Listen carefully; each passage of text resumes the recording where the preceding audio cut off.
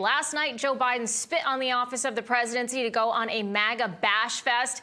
After days of preparation, according to reports, Biden took to the stage at Independence Hall in Philadelphia, the very place where the Declaration of Independence was signed, the home to the Liberty Bell, things that most conservatives believe Biden and his Democrat Party are turning their collective backs on, the founding documents and our rights of life, liberty, and the pursuit of happiness.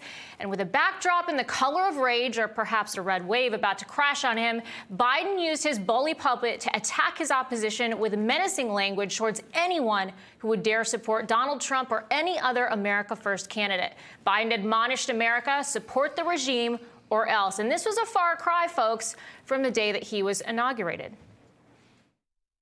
For without unity, there is no peace, only bitterness and fury. No progress, only exhausting outrage. No nation, only a state of chaos. Unity, Joe. Now, despite his promise, he hasn't shown any predilection for unity, but last night he made sure to divide the country in half.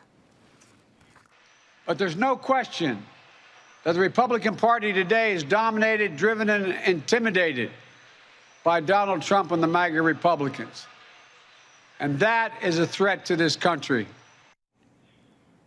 No, you have it all wrong, Joe. The threat to democracy, the threat to the soul of our nation, it's you. The threat resides in our open border that defies the sanctity of our country. That threat lives in your critical race propaganda that demonizes American patriots. The threat is realized when you demean our military and law enforcement and uplift criminals across the country. Some think the Biden communications team got the optics wrong last night. For as terrible as Biden looks, I think they got it pretty well correct. This is who Joe Biden is, and that is the real threat to this country.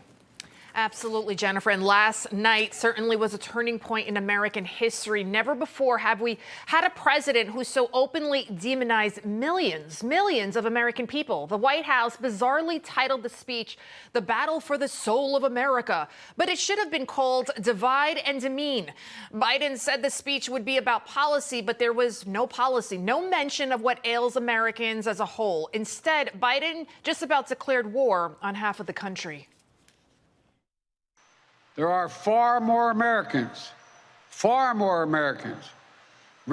every background and belief who reject the extreme MAGA ideology than those that accept it.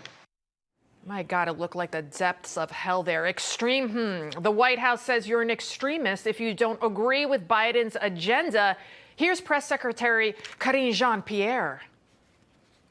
So when you are not with where majority of Americans are, then, that is extreme. That is an extreme way of thinking.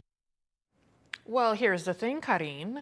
Here's the majority of Americans don't agree with Biden. His polling numbers only go up when he hides in the basement. That comment right there by Karine Jean-Pierre should scare each and every one of you. They want to vilify people who simply exercise their right to vote for an opposing candidate. And without voting, we would not be a democracy. That's what this country was founded upon. Mr. President, if there was anyone who is a threat to democracy, it's you and so many in the Democratic Party.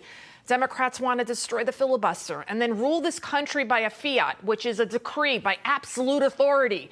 What's happened to Trump and Republicans has been as un-American as you can get. And that, Karine Jean-Pierre, is much a better definition of extreme.